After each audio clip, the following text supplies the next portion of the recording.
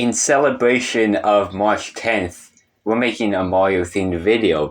So I've covered a few characters from the Mario series, except for, well, the main man himself, Mario. Though, to be fair, he isn't really discussed a whole lot in general, despite being the main face of the series. Mainly because he is a little bit of a bland character, I guess. And, well, whenever you think of Mario, a lot of people tend to think about the other characters who aren't him, like Luigi, Koopa Troopa, and Bowser, Yoshi. There's a lot of characters that people think of, except, no one really has Mario as their favorites. Though, to be fair, when it's a game like Mario Kart 8 Deluxe, which is the game that introduced the Koopalings as playable characters for the first time ever. I think that's one of the only games they're actually playable in. Well, yeah, that's the case. Would you pick Mario or the Koopalings, who are characters we don't play as really? Well, yeah, they're not really playable besides in the Mario Kart games. Would you play as the Koopalings or Mario, who is the character that you play as in every other game?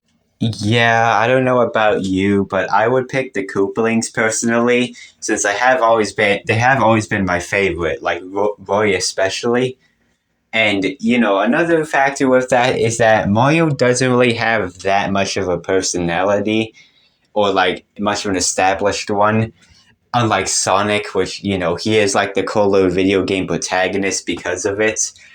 And, well, I guess there's a reason more people talk more about Sonic than Mario, unless I'm just in the wrong places, of course.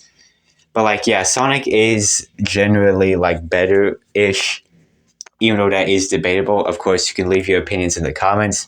But he has actual personality and fans, even if there are some flaws to his character at times, and people might not like his personality either.